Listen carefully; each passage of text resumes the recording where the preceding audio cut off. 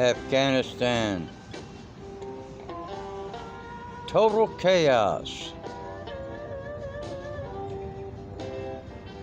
This is even worse than Saigon's fall. Led government officers and helicopters landed on the U.S. Embassy. In response, Afghan President Ashraf Ghani had promised via a television address on Sunday to take responsibility for the security of the people of Kabul and meet anyone disturbing the law and order with full force. Officials say Taliban fighters have entered Kabul and are seeking unconditional surrender of the central government. In a stunning rout, the Taliban seized nearly all of Afghanistan in just over a week, despite hundreds of billions of dollars spent by the US and NATO over nearly 2 decades to build up Afghan security forces. Taliban spokesperson Safed Shaheen told Qatar's Al Jazeera's English satellite news channel that the insurgents are awaiting a peaceful transfer of Kabul city. On Sunday, the insurgents entered the outskirts of Kabul, but apparently remained outside of the city's downtown area. Sporadic gunfire echoed at times through the streets, which were largely quiet. And moments after delivering comments on fighting anyone who disturbs order in Afghanistan, the country's president has reportedly left the country. Two Afghan officials said President Ashraf Ghani had left the country on Sunday amid the Taliban advance into Kabul. The officials, one from former. More details coming up, but first, our top story.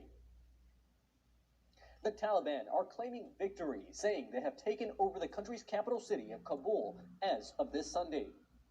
A senior Taliban leader said the group's victory, which he described as unexpected, must not make them arrogant. In a statement posted by a spokesperson on YouTube, the movement co-founder Mullah Abdul Ghani Baradar said they were going to get involved in the service of the nation day by day. Baradar spoke from Doha, where the Taliban militants and office, as their fighters entered the presidential palace in Kabul hours after the country's embattled president Ashraf Ghani fled. A Taliban official says the group will soon declare the Islamic Emirate of Afghanistan from the presidential palace in the capital of Kabul. That was the name of the country under Taliban government ousted by U.S.-led forces after the September 11, 2001 attacks.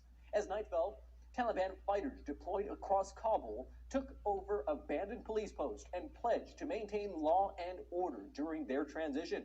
Residents reported looting in parts of the city, including the upscale diplomatic district, and messages circulating on social media advised people to stay inside and lock their gates. Taliban fighters overrun much of the country in a stunning week-long offensive despite billions of dollars spent by the U.S. and NATO over nearly 2 decades to build up the Afghan security forces. A spokesperson for the thousands tried to flee the country after the Taliban's takeover.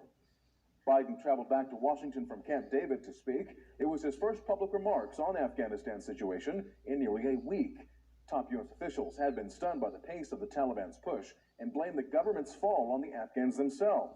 Thousands of troops were sent to the airport in Kabul, taking control in an effort to streamline and speed up the evacuation of Americans and Afghan allies. The airport had been closed for hours, though, because of civilians on the runway, and U.S. forces shot and killed 2 individuals who were reportedly armed. A total of 7 are now dead at the airport, including some who fell from a departing American military transport jet. The U.S. ambassador to the United Nations also spoke today at an Emergency Security Council meeting where she warned of a swift and strong military response to any actions targeting American personnel and urged the Taliban to keep the peace.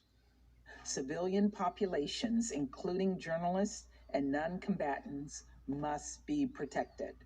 Attacks against civilians or civilian objects must stop, and the human rights and fundamental freedoms of all Afghan citizens, especially women, girls, and members of minority groups, must be respected.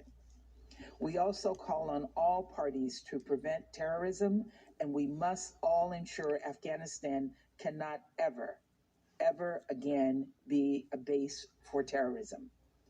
The ambassador also asked that humanitarian organizations be allowed to continue their work. One person we spoke with hopes the Taliban will not return to the brutal rule that plagued citizens decades ago.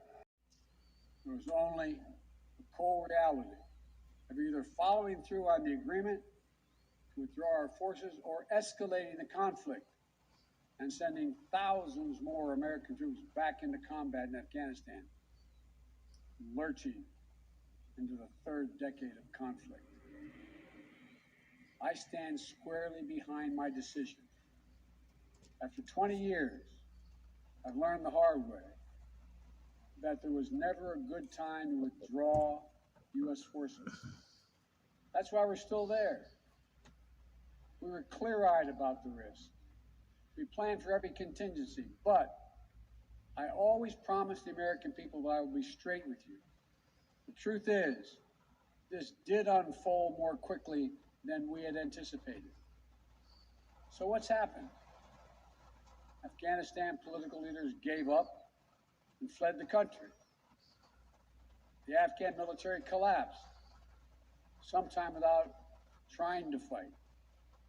If anything, the developments of the past week reinforced that ending U.S. military.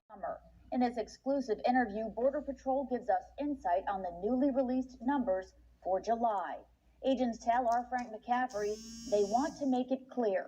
Smugglers do not care about people. They are out to commit crime. Rights as officials work to get Americans and Afghan allies out of Afghanistan. Plus, the federal government is set to boost food stamp benefits by more than 25% in October. Then, House Speaker Nancy Pelosi is attempting to quell a revolt over the $3.5 trillion budget plan by moderate Democrats. And the autopilot feature on Teslas is being investigated over numerous crashes. The details of these stories and others ahead, but first, the latest on our top. If I was a Western reporter and I was in Afghanistan right now, I'd be hoping to get out of there with my head still attached to my body. Y'all remember those executions they did for those reporters? I do. I saw it on TV, on the internet. I remember it. Does anybody else?